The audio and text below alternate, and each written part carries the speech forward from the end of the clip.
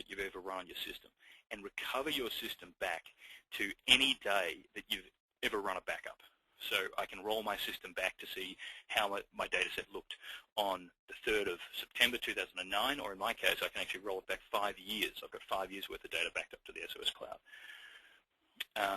Unlimited versioning, this is a set-apart feature. So we will store every single version of a file for you. A lot of small businesses actually use this as a document management system. So if you've got a file which is changing regularly, a great example would be a QuickBooks database or other financial information for a business, and that file is changing every day, we will store an unlimited history of versions for that file at no charge to you. And then also unlimited archiving. If we look at competitive technologies, so if we take Mozy, for example, if you delete a file on your PC, Mozy then deletes that file from the cloud because they say that backup is only about backing up what's on your PC, and that if they were to keep it in the cloud, that's what they would call archiving. Well, at SOS, we believe that no data should be removed from the cloud until you, the user, explicitly tell us to delete the file from the cloud. And why? Simply because accidental deletion is one of the leading causes of consumer and small business data loss.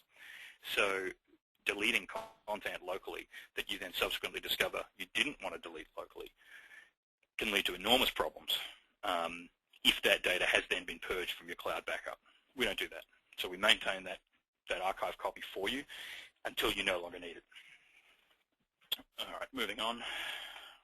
So our mobile access system, we've got powerful real-time access on mobile devices. In fact, there's a great anecdote from one of our customers who was called, an IT administrator who got a phone call from a CEO on a Sunday while he was playing golf. And the request from the CEO was to get a particular PowerPoint presentation file that had been developed 2 years ago for a client. And the CEO needed it first thing Monday morning. And typically with a tape backup environment with Greg's previous technology system, it just would have been impossible. It would have been a 3-day project to find the file in question. Greg, using his iPhone on the golf course, literally searched his archive in real time, found the file from 3 years ago, and sent it to his CEO, all from his iPhone, without ever leaving the golf course. And that, I think, is, although it's a whimsical story, it's a powerful anecdote that really focuses on the power of cloud-based backup and the new ways of interacting with data that it opens up. Actually, I'll just, while that's been loading, here is the recovery view that I was referring to earlier, so that you can see here on my particular PC that these bold dates correspond to when backups have run on my system. And I can roll back my PC to any one of these dates. In my case, I've got 5 years worth of data history that I can roll back to. So it's an extremely powerful system that allows me to then see my data set at those different points in time and recover all of my data at those different points in time.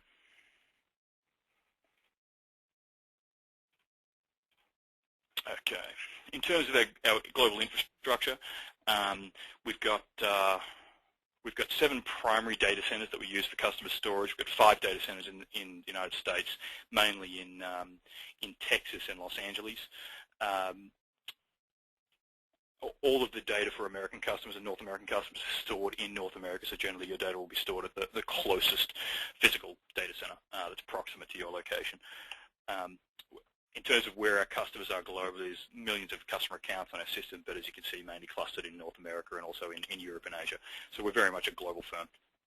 All right, so moving now to the Q&A section of the presentation. I've run a bit over time, and I apologize for that. Really, why SOS?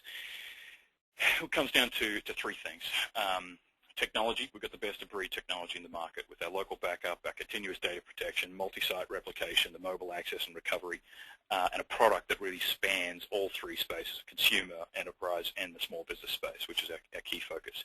Our price point, the total cost of ownership of backing up your business with us is lower than competitive technologies such as tape or disk, but then also other online backup providers. And then our delivery and support infrastructure is really where we shine. There's no comparison to our Blue Sky offering. To have an expert backup engineer assess your business, analyze your requirements, in fact deploy our software and monitor and manage that backup so that you know that your business is protected. so that we back up your business so you can focus on what you do best. The peace of mind that comes with that is really unparalleled, and for a total cost of ownership at as little as 16% in the case study we looked at of competitive technologies. All right. So if you're tired of talking to me, I'd really encourage you to call in and talk to one of our solutions specialists here in Los Angeles. The number for that is 877-896-3611. And in fact, to be in the draw for the Kindle giveaway, you have to call in and you have to cite the promotion code for this webinar. So simply call in and say, I was on the SMB webinar, and I've got the Kindle promotion code, which is SMBK86532. SMBK86532. Otherwise now we'll move to Q&A, and I'll try and answer any of the questions that we've got from the group. So please feel free to ask any and all questions. These sessions really are the best when we've got active participation. So got first question here from Don Clark. And Don asks, need to know the exact encryption method, standard and specifications used between your client and the backup servers for insurance company customer. Certainly, Don, and if you want to drill into that any further, just type out the details of what you need to know.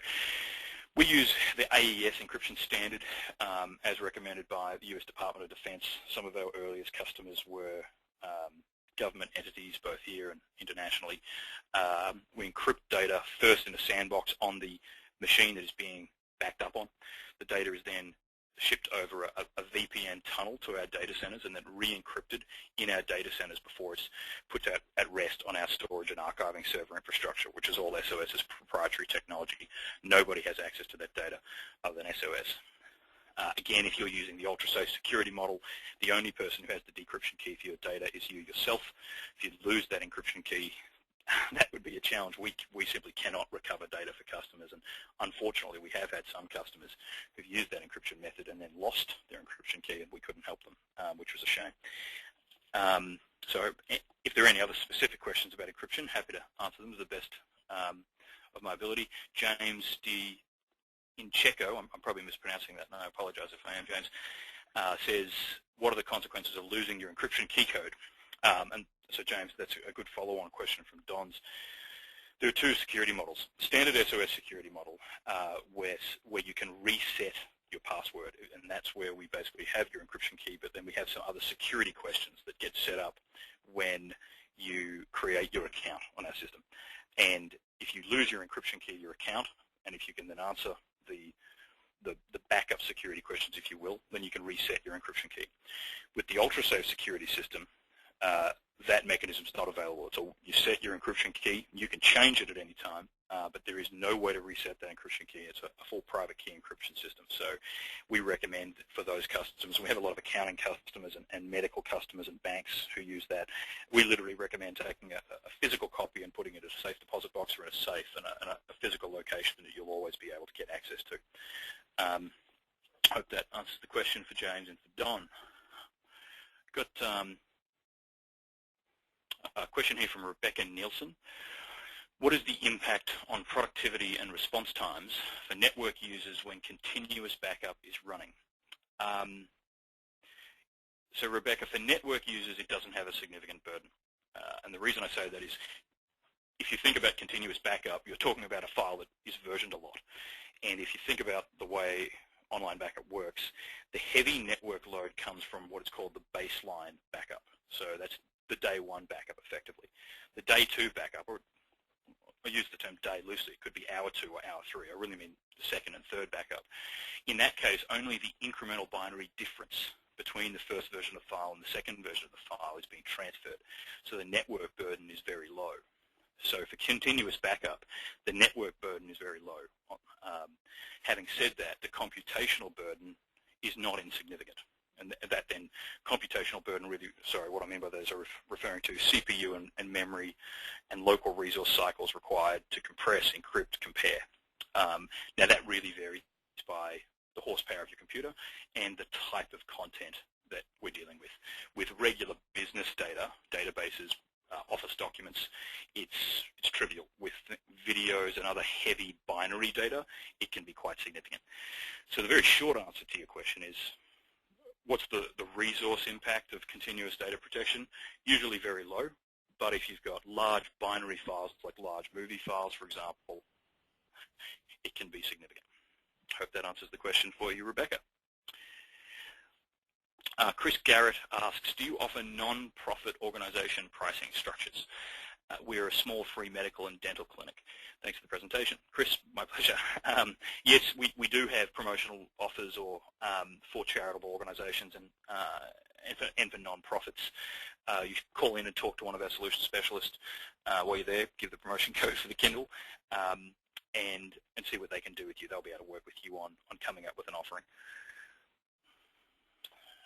Okay, we're out of questions and comments for the moment. We've got a few minutes left here, so if there are any other questions from the group, please feel free to type them out. Just a matter of housekeeping, you'll get an email follow-up to this presentation with a link to the webinar video, so we'd love it if you shared that with others, or if there are others in your organization who perhaps would benefit from listening to this webinar and learning about it. And then for my benefit, I appreciate any feedback that anybody wants to email in. I've got another question here.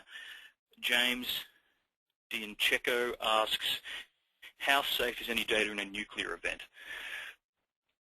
So, in a nuclear event, James, do you mean a real nuclear event, or are you using that expression colloquially? Keith Jeffries has said, and James, if you can come back on that, a real nuclear event, James said. Okay, so theoretically, in the case of a nuclear event, your data would still be backed up. Your data is generally stored in 2 geographically distinct locations. So, having said that, there are theoretical scenarios we can dream up where Los Angeles and Houston are both wiped off the map. In which case, your data would be there'd be a challenge restoring your data. But looking at nuclear events in the colloquial sense, the real disasters that we deal with more commonly are hurricanes, for example, that will take cities offline, floods. We've seen, in the last few years, we've seen some significant disasters hit some cities. And in that case, your data is always available and immediately recoverable. Hope that answers the question, James. Keith Jeffries has asked, we've invested heavily in semantic BESR. Do you coexist with it? Yes, Keith, we can coexist with it. Depends what you mean by coexist. Just though we can certainly sit alongside it in Symantec product directly, though. And hope that answers that question. If there are any follow-up questions from anybody, please feel free to participate. Otherwise, we'll be wrapping up the webinar in just a couple of minutes.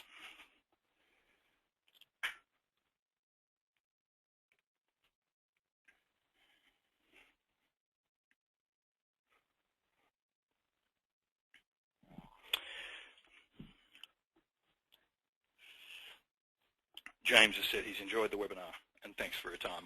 We love talking to customers here at SOS, so James, that's not a problem at all.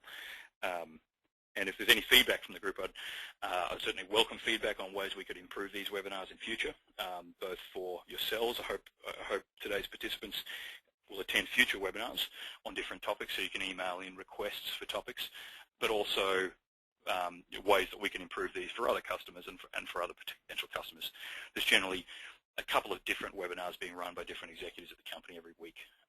It's actually one of our key strategies in staying in touch directly with customers and really understand and communicating with customers both what we're doing and thinking, what's upcoming in SOS's technology roadmap, but also understanding customers' concerns and needs. So I want to thank you all for your participation and for coming along today. And remember, call in with that promotion code SMBK